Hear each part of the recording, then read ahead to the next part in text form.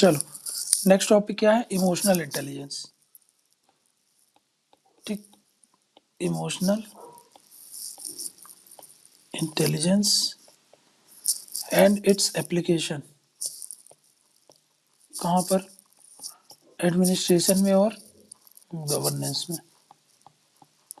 ठीक, ये है आपका नेक्स्ट। अभी तक क्या क्या देखा, अभी तक एथिक्स, वैल्यूज, मोरालिटी, इनमें क्या फ़र्क होता है ये देखा, डिफरेंसेस क्या है। फिर उसके बाद हम लोगों ने एप्टीट्यूड कर लिया, प्लस फाउंडेशनल वैल्यूज़ कर लिया।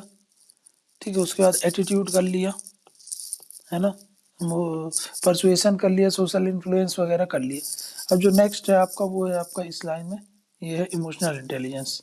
ठीक, अब इसको समझते हैं क्या है इमोशनल इंटेलिजेंस।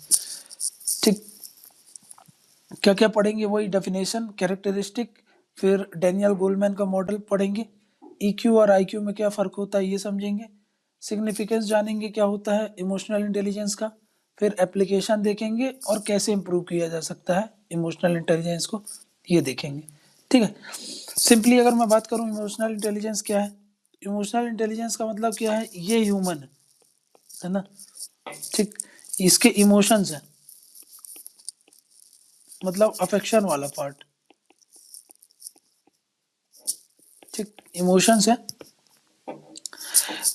तो क्या करना है इमोशनल इंटेलिजेंस में, इन इमोशंस को क्या करना है आपको, अंडरस्टैंड करना है ना, इन इमोशंस को समझना है,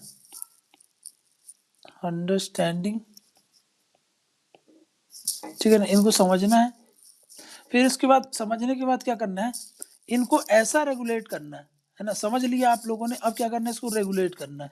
पहला स्टेप क्या है, इनको समझना है इमोशंस को, दूसरा रेगुलेट करना है ना, रेगुलेट करना है मतलब ऐसा रेगुलेट करके आपको ऐसा बिहेव करना है ताकि क्या हो, आपका जो एक्शन हो वो सोशली एक्सेप्टेबल हो, सोशली डिजायरेबल हो, है ना, ये आपने रेगुलेट कर लिया। उसके थर्ड में आपका ये बिहेवियर होगा, है ना, ये बिहेवियर होगा, ये दूसरा स्टेप था, ये तीसरा स्टेप था। बिहेवियर मतलब कैसा बिहेवियर होना चाहिए, इन अ सोशली डिजायरेबल मैनर।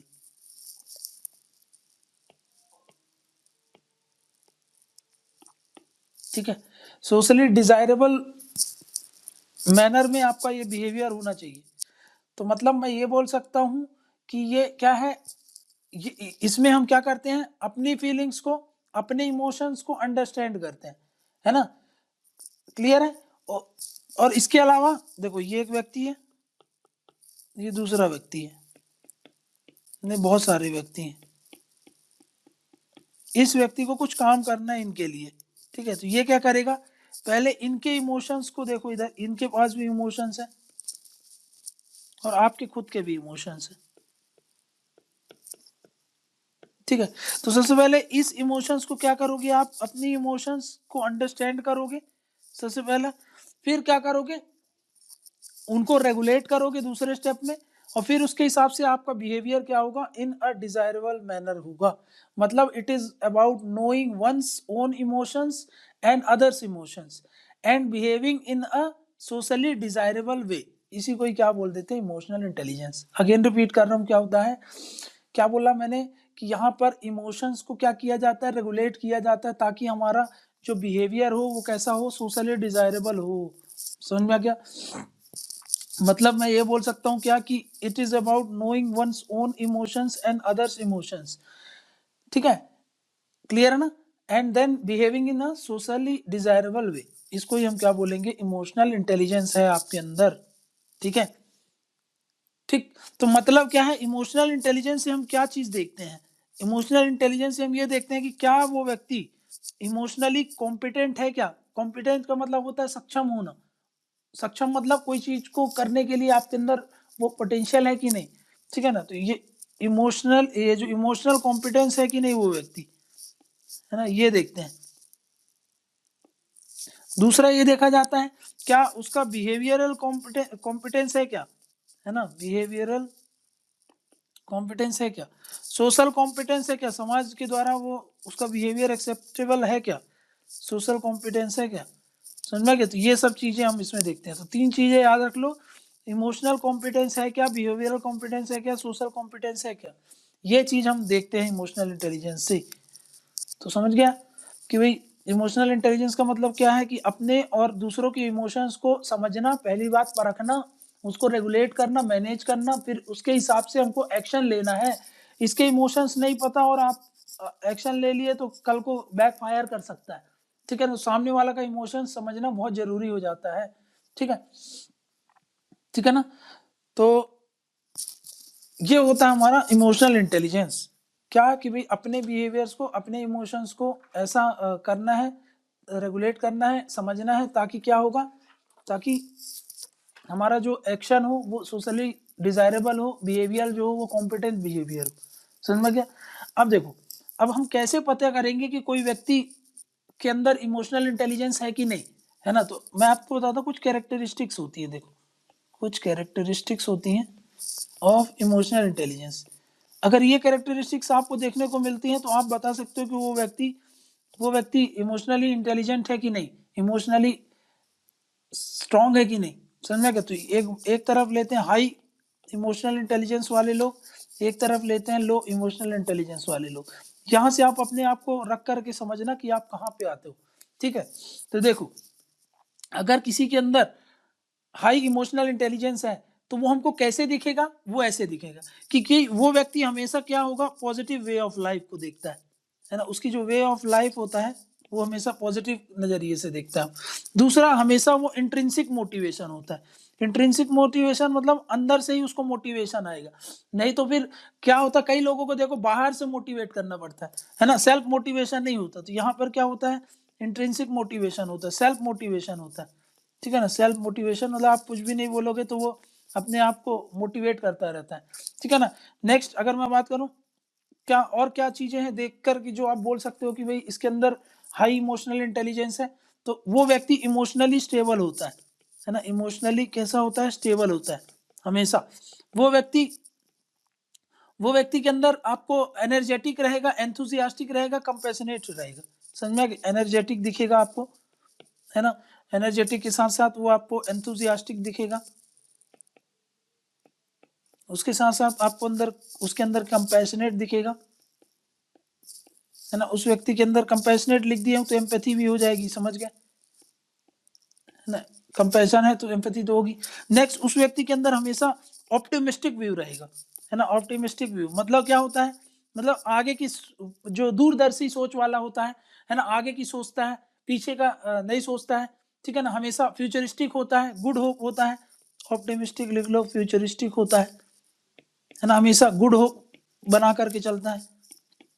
ठीक। नेक्स्ट, अब वो व्यक्ति के अंदर ऑब्जेक्टिविटी रहती है, क्लियर कट रहता है उसका सारा चीजें कि मेरे को क्या करना है, कैसे करना है। ठीक है ना। उस व्यक्ति के अंदर सेल्फ अकाउंटेबिलिटी होगी, अभी बताया था मैंने। इमोशनल इंटेलिजेंस में क्या होता है कि भाई हमारा बिहेवियर कैसा हो, डिजायर्ड बिहेवियर हो, सोशली एक्सेप्टेबल बिहेवियर हो, इसलिए वो करता है। तो उसके अंदर क्या होता है, सेल्फ अकाउंटेबिलिटी होती है। नेक्स्ट क्या है, अब एक चीज और याद रखो, अगर किसी व्यक्ति के अंदर इमोशनल इंटेलिजेंस है ना, तो उसके अंदर सोशल स्किल्स होते हैं। सोशल स्किल्स मतलब इंटरपर्सनल स्किल्स, मतलब कम्युनिकेशन अच्छा कर सकता है, दूसरों से रिलेशनशिप अच्छा बना सकता है। ये चीजें याद रखना, ये बहुत इंपॉर्टेंट पॉइंट है, यहाँ पे लिख दे रहा हूँ क्या, सोशल स्किल्स होती हैं उसके अंदर। ठीक, सोशल स्किल्स होती है। प्लस उसके अंदर क्या होगा, ऑब्जेक्टिविटी होगी, मतलब क्लियर विजन होगा, है ना, क्लियर व्यूज होंगे उसके, प्रॉपर प्लानिंग करेगा। ठीक है ना। नेक्स्ट क्या बोल रहा हूं, फ्रेंडलीनेस होता है, फ्रेंडलीनेस होगा। ठीक है ना। वो एक बहुत अच्छा वो भी होता है, मतलब ये नहीं कि आप, वो सिर्फ बोलेगा नहीं, अगर आप उससे कोई बात करते हो ना तो अच्छे से समझेगा, तो वो एक गुड लिसनर भी होता है। ठीक, वो एक बहुत अच्छा लिसनर होगा। उसके अंदर पेशेंस लेवल होगा, पेशेंस लेवल होगा। ठीक है, उस व्यक्ति के अंदर। उसके साथ साथ वो दूसरों की सक्सेस में खुशी खुशी होती है उसको। ठीक है ना। तो ये कुछ अगर किसी व्यक्ति के अंदर ये सारे गुण दिख रहे हैं तो आप बता सकते हो उस व्यक्ति के अंदर क्या है, हाई इमोशनल इंटेलिजेंस। लेकिन अगर मैं बात करूं कुछ लो इमोशनल इंटेलिजेंस वालों की, तो भाई उनके अंदर यहाँ पे पॉजिटिव है तो यहाँ पे नेगेटिव वे ऑफ लाइफ हो गया, है ना, हमेशा वो नेगेटिव सोचते हैं, अपनी लाइफ का नेगेटिव पर्सपेक्टिव को देखते हैं, है ना। यहाँ पे इंट्रिंसिक मोटिवेशन है तो यहाँ पर एक्सट्रिंसिक आ जाएगा, एक्सट्रिंसिक मोटिव, बस रिवर्स कर दो जो चीजें जानते हो, तो आपको रट्टा मारने की जरूरत नहीं पड़ेगी। इमोशनली स्टेबल है तो यहाँ पर अनस्टेबल हो जाएगा। यहाँ पर एनर्जेटिक है, एंथुसियास्टिक है, कंपैशनेट है, यहाँ पर क्या हो जाएगा, यहाँ पे एनर्जेटिक ना होकर के क्या हो जाएगा, रिएक्टिव लिख लो, रिएक्टिव है, इनडिफरेंट होगा, अपैथेटिक होगा, ठीक। यहाँ पे एम्पैथी है तो यहाँ पर एम्पैथी ना होकर के क्या है, उसके अंदर स्टीरियोटाइप है, स्टीरियोटाइप है, रिजिड है, हाँ यहाँ पे फ्लेक्सिबल होता है, ये भी लिख सकते हो तुम, यहाँ पे फ्लेक्सिबल होता है, ठीक। नेक्स्ट है यहाँ पे ऑब्जेक्टिविटी है तो यहाँ पर क्या होता है, लैक ऑफ ऑब्जेक्टिविटी होगी। यहाँ पे ऑप्टिमिस्टिक है, कहाँ गया, ऑप्टिमिस्टिक है तो यहाँ पे लिख लो, यहाँ पर क्या होगा, पेसिमिस्टिक होगा, ठीक। यहाँ पे सेल्फ अकाउंटेबल है तो यहाँ पर क्या होगा, यहाँ पे सेल्फ अकाउंटेबिलिटी नहीं होगी, मतलब रेस्पॉन्सिबिलिटी नहीं होती। यहाँ पे क्या होता है, रेस्पॉन्सिबल अंडर डायरेक्शन, रेस्पॉन्सिबल हो सकता है वो व्यक्ति, लेकिन उसके लिए क्या होना चाहिए, डायरेक्शन देना पड़ता है, मतलब किसी के अंडर में रेस्पॉन्सिबल होता है, उसके ऊपर कोई एक अथॉरिटी होगी जो उसको कंट्रोल करेगी, रेस्पॉन्सिबली अंडर डायरेक्शन, ठीक है ना। इसके अंदर सोशल स्किल्स नहीं होंगी ज्यादा, ठीक है ना, पेशेंस लेवल कम होगा। दूसरा ये इगोइस्टिक होगा, है ना, इगोइस्टिक होगा, ठीक है, दूसरों की कमियों में हमेशा कमियां ढूंढना, ये ऐसे जो लोग होते हैं उनके अंदर लो इमोशनल इंटेलिजेंस होता है, और ऐसे लोगों से थोड़ा दूर होकर के रहना चाहिए, ठीक है ना, ठीक। तो हाई इमोशनल इंटेलिजेंस वाले व्यक्ति को आप कैसे पहचानोगे, ऐसे पहचानोगे। लो इमोशनल इंटेलिजेंस वाले व्यक्ति को कैसे पहचानोगे, ऐसे पहचानोगे। समझ में आ गया, ठीक। तो अब ये देखते हैं कि भाई ये तो हम लोगों ने कैरेक्टरिस्टिक भी देख लिया इमोशनल इंटेलिजेंस की। अब हमको देखना है ये डेनियल गोलमैन का जो मॉडल है ना, उसको समझना है, उस चीज को समझना है, और कैसे इमोशनल इंटेलिजेंस आता है आपके अंदर, ये मैं आपको समझा रहा हूँ, ठीक है ना। तो अब थोड़ा सा डेनियल गोलमैन का मॉडल देखते हैं। डेनियल गोलमैन्स मॉडल,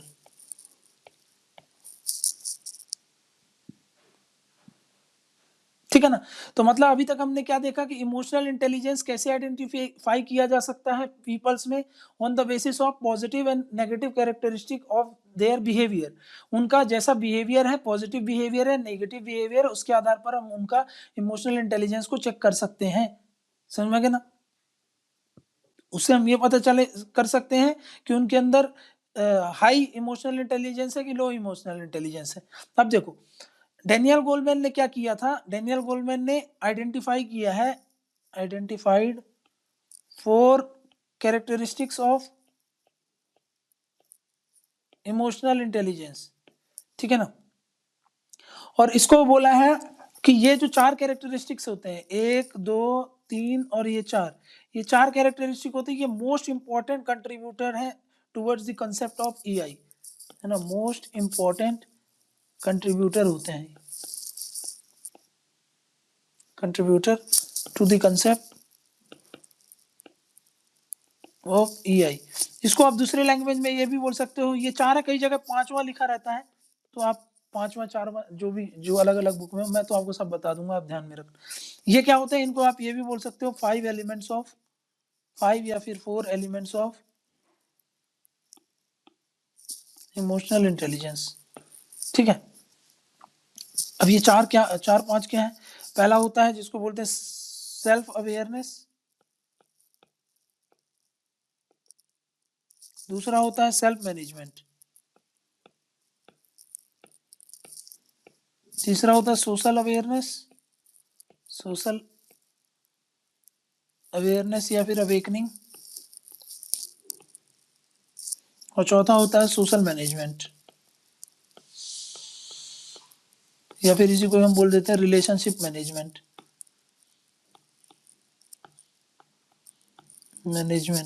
ठीक है। और ठीक है, कई जगह पांचवा दिखता है आपको, पांचवा को बोलते हैं मोटिवेशन। ठीक है, ये कई जगह दिखेगा, कई जगह नहीं दिखेगा। ठीक है ना, ये हो गए यहाँ पे 5 चीजें, ये 5 एलिमेंट्स होते हैं। अब इनको समझते हैं वन बाई वन करके। ठीक है, अब ये देखो एक मिनट, ये है इमोशनल इंटेलिजेंस। इसके अंदर मैंने क्या बताया, ये एलिमेंट, पहला एलिमेंट, ये दूसरा एलिमेंट, तीसरा एलिमेंट, चौथा एलिमेंट। ठीक है,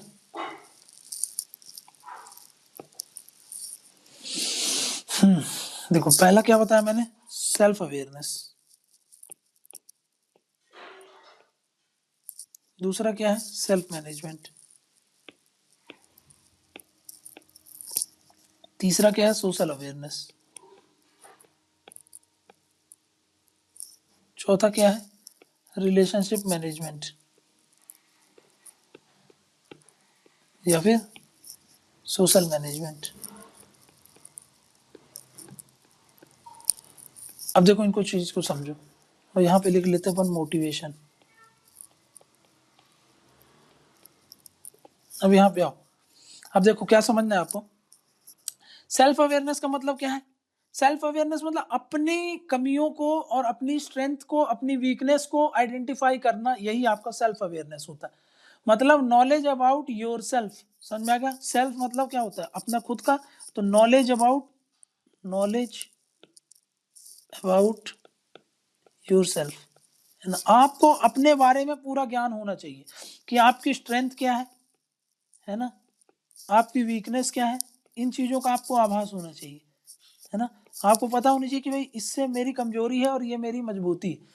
तो ये क्या होता है, जब ये चीजें होंगी ना, स्ट्रेंथ और वीकनेस, और इसका नॉलेज होगा आपको, तो इसके कारण क्या होगा, ये सेल्फ कॉन्फिडेंस के लिए एक बेस बनता है, ताकि आपको पता रहेगा कि भाई इसमें मैं कॉन्फिडेंस हूं कि नहीं हूं। तो ये बिकम्स बेस या फिर बेसिस फॉर सेल्फ कॉन्फिडेंस। समझ में आ गया। तो ये क्या है, सेल्फ कॉन्फिडेंस के लिए ये आपका बेसिस बनता है। कौन सा, सेल्फ अवेयरनेस। सेल्फ अवेयरनेस मतलब नोइंग अबाउट योरसेल्फ, खुद के बारे में जानना। दूसरा, आप खुद के बारे में आप जान गए, अब क्या होगा, अब आपको क्या करना है, इनको रेगुलेट करना आना चाहिए। मतलब देखो, सेल्फ मैनेजमेंट मतलब क्या होता है, regulation of once own emotions. यहाँ पे क्या करते हो आप, रेगुलेट करते हो, रेगुलेशंस या फिर management of once own emotions, है ना। जिसे आपको पता है कि मेरी ये पॉजिटिव पॉइंट है, ये नेगेटिव पॉइंट है, लेकिन अब उसको क्या करना पड़ेगा, आपको उसको मैनेज करना भी आना चाहिए। समझ में आ गया ना। मतलब अब जैसे कि देखो, अब आपको पता है कि भाई मैं एक आदमी हूं जो वैल्यूज को बहुत ज्यादा इंपॉर्टेंट देता है। ठीक है, तो कैसे भी सिचुएशन आ जाए, आप अपने वैल्यूज को बनाए रखो। आप चोरी नहीं करते हो तो कितना भी लालच आपके अंदर आ जाए, आप चोरी नहीं करोगे। तो ये क्या कर रहे हो, अपने इमोशंस को आप रेगुलेट कर रहे हो। समझ में आ गया। ठीक है ना, डिफिकल्ट टाइम्स में भी आप रेगुलेट कर रहे हो। ठीक है, ठीक है ना, अपने आपकी कमजोरियां हैं आपको पता है, फिर भी आप उनको रेगुलेट कर रहे हो। ये आपका स्ट्रॉन्ग पॉइंट है आपको पता है, फिर भी आप उनको रेगुलेट कर रहे हो। समझ में आ गया ना। तो ये होता है सेल्फ मैनेजमेंट का मतलब आप क्या होते हो, रेगुलेट करते हो अपने इमोशंस को, है ना। आप उनको अपहोल्ड करके रखते हो, अपनी वैल्यूज को, अपहोल्डिंग द वैल्यूज, है ना। ठीक है ना। नेक्स्ट क्या बोल रहा हूं आपको, इसके कारण आप जब सेल्फ मैनेजमेंट करोगे तब जाकर के आपका गुड बिहेवियर आएगा कि नहीं। फिर डिस्प्ले ऑफ गुड बिहेवियर, है ना। जब ये सारी चीजें होंगी, अगर आपके अंदर ये मैनेजमेंट, ये सारी चीजें होंगी, सेल्फ मैनेजमेंट होगा, तब जाकर के आपके अंदर ये बेसिस बनता है, बेसिस फॉर, आपके अंदर रिस्पॉन्सिबिलिटी आती है, आपके अंदर ऑब्जेक्टिविटी आती है। समझ गया। तो रिस्पॉन्सिबिलिटी ऑब्जेक्टिविटी तभी आती है जब आपके अंदर मैनेजमेंट हो जाता है। ठीक है ना, मैनेजमेंट करना आता है। अब सोशल अवेयरनेस, सोशल अवेयरनेस का मतलब क्या होता है, समाज के बारे में अवेयरनेस होनी चाहिए आपको। मतलब आपको गुड अंडरस्टैंडिंग होनी चाहिए अबाउट सोशल सिचुएशंस, है ना, good understanding of social situation, है ना। सोशल सिचुएशन मतलब जैसे कि लोग कैसे हैं, कितनी डाइवर्सिटी है, किस तरीके की सोसाइटी है, उनका कल्चर कैसा है, ये सब चीज़ें है ना। यहाँ पे आप लिख लो सोशल अवेयरनेस मतलब लोगों के बारे में, है ना, डाइवर्सिटी के बारे में आपको पता होना चाहिए, उनके कल्चर के बारे में आपको आइडिया होना चाहिए, उनके कल्चर के साथ साथ उस सोसाइटी के बारे में आपको आइडिया होना चाहिए। जब इनके बारे में आपको आइडिया होगा, इन सब के बारे में, तो आपके अंदर क्या आएगा, तभी आपके अंदर एम्पैथी आएगी, तभी आपके अंदर कंपैशन आएगा, तभी आपके अंदर सेंसिटाइज हो गए, आप सेंसिटाइज हो गए, तभी आपके अंदर टॉलरेंस आएगा। समझ में आ रहा है? ठीक है ना। तो जब ये सब चीजें आएगी तो आपको नहीं लगता आपके अंदर एक अच्छी कंसाइंस का डेवलपमेंट होगा, है ना। तो अ गुड कंसाइंस डेवलप होगा। ये जो कंसाइंस होता है, यही तो फिर जब कुछ नहीं होता तो हमको हेल्प करता है, हमको डिसीजन मेकिंग में। बोलते हैं ना कि भाई जब सारे रास्ते बंद हो जाते हैं तो अपने दिल की सुननी चाहिए, अपने मन की बात सुनना चाहिए, तो वही है कंसाइंस। ठीक है ना। तो ये एक गुड कंसाइंस डेवलपमेंट होता है सोशल अवेयरनेस। अब देखो सोशल अवेयरनेस भी है। अब सोशल मैनेजमेंट क्या है? सोशल मैनेजमेंट का मतलब क्या होता है, जब कभी भी ऐसी कोई सोशल सिचुएशन आती है तो उसमें आप इफेक्टिवली बिहेव कर सको। मतलब यहाँ पे क्या मतलब होता है, behaving effectively in a given social situation. वो सोशल सिचुएशन कैसी भी आ सकती है। मान लो कि सोशल सिचुएशन अब आपको इवेंट मैनेज करना है, मान लो दंगे हो गए, ठीक है ना, तो ये सब क्या है, सोशल सिचुएशन है। रैली मैनेज करनी है, ठीक है ना, तो ये सब सोशल सिचुएशन है। तो उसमें क्या होगा, आपको कैसे इफेक्टिवली बिहेव करना है, वो कैसे आएगा, रिलेशनशिप मैनेजमेंट। अब रिलेशनशिप मैनेजमेंट मतलब जो आपको ये सब चीजें बार बार ट्रेनिंग से और इन सब चीजों से आती है, ठीक है ना। तो मतलब यहाँ पे आप क्या करते हो, बिहेव करते हो इफेक्टिवली कब, एक गिवन सोशल सिचुएशन में। तो इसके लिए आपको लीडरशिप आनी चाहिए, है ना, लीडरशिप होनी चाहिए, आपके अंदर सोशल स्किल्स होने चाहिए, है ना, आप इनोवेटिव होना चाहिए, है ना, आपके अंदर एबिलिटी होनी चाहिए ताकि आप डिफिकल्ट सिचुएशन से बाहर निकल पाओ, है ना, ठीक है ना, ठीक है ना। प्लस एबिलिटी आपके पास होनी चाहिए वैरायटी ऑफ सिचुएशन से डील करने के लिए, ठीक है ना। ये सब चीजें होंगी आपके अंदर, तो हम बोल सकते हैं कि आपके अंदर क्या है, रिलेशनशिप मैनेजमेंट या फिर सोशल मैनेजमेंट, या फिर आपके अंदर क्या है, सोशल स्किल्स आ गई हैं, है ना, सोशल स्किल्स हो गई। जब आपके अंदर सोशल स्किल्स होती है तो याद करो मैंने वहां पे क्या बताया, सोशल स्किल्स बहुत जरूरी होता है, ठीक है ना। तो ये सोशल स्किल्स हो गया, ये गुड कंसाइंस हो गया। अब देखो यहाँ पे ये कहाँ गया, ये सेल्फ कॉन्फिडेंस हो गया, प्लस ये चीजें हो गई आपके पास, प्लस ये भी हो गया, और फिर यहाँ पे आपके अंदर सोशल स्किल्स भी आ गया, ये सब चीजें आ गई। तो फिर इन सब चीजों के कारण क्या होगा, आपका जो बिहेवियर होगा, है ना, वो कैसा होगा, एथिकल होगा। जब ये सब चीजें आएंगी आपके अंदर तो आपका ये देखो यहाँ पे सब चीज, वो जो चारों चीज लिखी था यहाँ पे, 1 2 3 4, ये सब चीजें चारों साइड से क्या होगा, आप ये becomes basis for ethical conduct.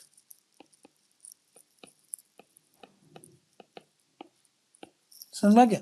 तो ये क्या हो जाता है, आपका बेसिस बन जाता है एथिकल कंडक्ट में, ठीक है ना। तो ये बात थोड़ा सा याद रख लेना।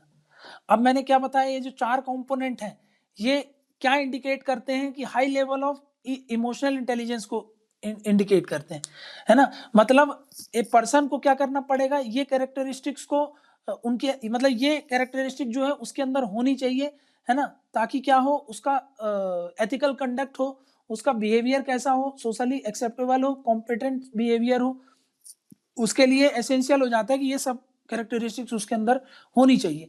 और ये जो कैरेक्टरिस्टिक्स है वो लिंक होती है काहे से, एथिक्स से, दूसरा इफेक्टिव एडमिनिस्ट्रेशन से, लीडरशिप से। अगर आपको एक गुड वर्क कल्चर चाहिए तो उसके लिए आपको प्रोफेशनलिज्म चाहिए, तब ये सारे कैरेक्टरिस्टिक्स आपको हेल्प करते हैं। नेक्स्ट आपको सेल्फ मोटिवेशन चाहिए, तब जाकर के क्या होता है, ये सारे कैरेक्टरिस्टिक्स आपको मतलब ये सब बेसिस बन जाते हैं आपके इन सब चीजों के लिए। किस किस चीज के लिए, आपका बिहेवियर एथिकल हो, दूसरा आपका एडमिनिस्ट्रेशन इफेक्टिव हो, आपके अंदर एक इफेक्टिव लीडरशिप आए, गुड वर्क कल्चर हो, प्रोफेशनलिज्म हो, सेल्फ मोटिवेशन हो, उनके लिए ये सब एसेंशियल बेसिस बन जाते हैं। समझ में गया।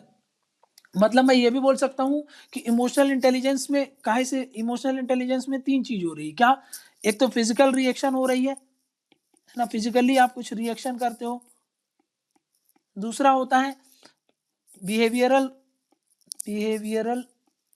रिएक्शन, और तीसरा होता है इमोशनली रिएक्शन भी होते हैं आपके। अब ये रिएक्शन कैसे होना चाहिए, ये सब होना चाहिए आपका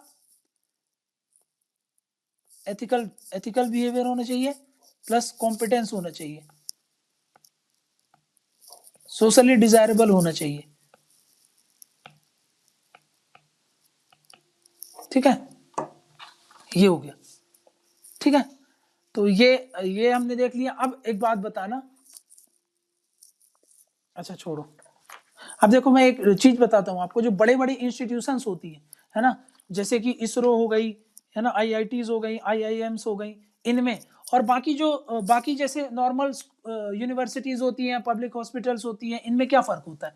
देखो, इनमें ना मेन फर्क ये होता है कि उनके अंदर हाई इमोशनल इंटेलिजेंस होता है, मतलब वो सेल्फ अकाउंटेबल होते हैं, सेल्फ कमिटेड होते हैं, है ना। बाकी इन नॉर्मल ये जो है, इनमें इंटेलिजेंस देखो दोनों में एक बराबर हो सकता है ना। जो नॉर्मल एक यूनिवर्सिटी है और एक आईआईटीज में, और एक बड़ी बड़ी जो इसरो जैसी इंस्टीट्यूशंस है और एक नॉर्मल इंस्टीट्यूशन में, इंटेलिजेंस को लेकर के हम डिफरेंसेस नहीं कर सकते। डिफरेंसेस कहाँ पे आता है? ये इमोशनल इंटेलिजेंस को लेकर के। उनके अंदर हो सकता है कि सेम लेवल ऑफ इंटेलिजेंस हो, सेम लेवल ऑफ आईक्यू हो, बट क्या होता है यहाँ पर, क्या डिफरेंस हो जाता है कि सेल्फ अकाउंटेबिलिटी, सेल्फ कमिटमेंट, है ना, और ये जो इमोशनली ईक्यू जो होता है, इमोशंस कोशेंट, ये सब चीजें डिफर कर जाती है, बस समझ में गया ना। तो यहाँ पर क्या होता है कि कई बार, अब जैसे कि नॉर्मल यूनिवर्सिटीज में टीचर्स वगैरह को बताना पड़ता है कि आपको ये पढ़ाना है, ये पढ़ाना है, लेकिन बड़ी बड़ी यूनिवर्सिटीज, आईआईटीज, आईआईएससी वगैरह में, इनमें क्या होता है कि टीचर्स खुद ही सेल्फ अकाउंटेबल होते हैं, सेल्फ कमिटेड होते हैं, उनको बार बार बताने की जरूरत नहीं होती, उनके अंदर इतनी ऑटोनॉमी दे के रखते हैं कि भाई, क्योंकि उनके high level of emotional intelligence होते हैं वो, तो वो सब कुछ समझते हैं, अपनी भी सिचुएशन समझते हैं, सामने वाले की भी सिचुएशन समझते हैं, और फिर उसके हिसाब से वो बिहेव करते हैं। समझ में गया ना। तो ये हो जाता है आपका, इन दोनों में डिफरेंस हो जाता है ना। ठीक है, तो ये थोड़ा सा इमोशनल इंटेलिजेंस सेम हो सकता है, लेकिन बिहेवियर आपका अलग अलग हो सकता है depending upon the emotional intelligence. ये बात थोड़ा सा ध्यान में रखना, ठीक है ना। यूएन ने रिसर्च किया था कि वो रिलेशनशिप चेक करें किसके बीच में, emotionally intelligence and self accountability के बारे में, ऑन द ये जो मतलब ऐसा बोल रहा है वो। देखो यूएन क्या किया था, यहाँ पे समझो। यूएन ने एक स्टडी की जिसमें उसने चेक किया क्या इमोशनली इंटेलिजेंस का कोई रिलेशन है किसके साथ साथ, सेल्फ अकाउंटेबिलिटी का। और एक इसको उठाया उन्होंने, एक बेस बनाया, ठीक है ना, और दूसरा मॉडल बनाया। दूसरा मॉडल था, सेकंड मॉडल उन्होंने उठाया मैक्स वेबर का। मैक्स वेबर का मैक्स वेबर का मैक्स वेबर में क्या बोलते हैं, वो फॉर्मल अकाउंटेबिलिटी की बात करते हैं। फॉर्मल अकाउंटेबिलिटी याद करो, एक्सटर्नल चेक की बात करते थे, एक्सटर्नल चेक की याद करो, लॉस के आधार पर जो उसको अकाउंटेबल ठहराया जाता है उसका। और उन्होंने यहाँ पे सेल्फ अकाउंटेबिलिटी मतलब क्या होता है, ये इनर इनर इनर होता है ना, इनर चेक। इन दोनों को ट्राई किया और इन दोनों को स्टडी करने के बाद पता लगाया कि दोनों में से बेस्ट कौन सा होता है। तो यूएन ने बोला कि सेल्फ अकाउंटेबिलिटी बेटर होता है फॉर्मल अकाउंटेबिलिटी से। और सेल्फ अकाउंटेबिलिटी कहाँ से आती है, इमोशनल इंटेलिजेंस से आती है, ठीक है ना। तो और इसलिए प्रेजेंट समय में, कंटेम्प्रेरी समय में, इमोशनल इंटेलिजेंस का बहुत ज्यादा इंपॉर्टेंट हो जाता है एडमिनिस्ट्रेशन में, समझ में। तो उन्होंने क्या बताया कि इमोशनली इंटेलिजेंस जितना ज्यादा हाई होगा उतना ज्यादा सेल्फ अकाउंटेबिलिटी आएगी, समझ में। ठीक, तो मतलब ये क्या है, सेल्फ अकाउंटेबिलिटी क्या है कि भाई कैसे आएगी, इमोशनल इंटेलिजेंस जितना ज्यादा हाई होगा उतना ज्यादा सेल्फ अकाउंटेबिलिटी होती है। ये स्टडी किसकी थी, यूएन की स्टडी थी, समझ गया। तो यहाँ पर हम लोगों ने एक देखा है कि भाई डैनियल गोलमैन का मॉडल क्या है, और मतलब समझ गया। अब जो हमको करना है वो relationship between EQ and IQ करना है।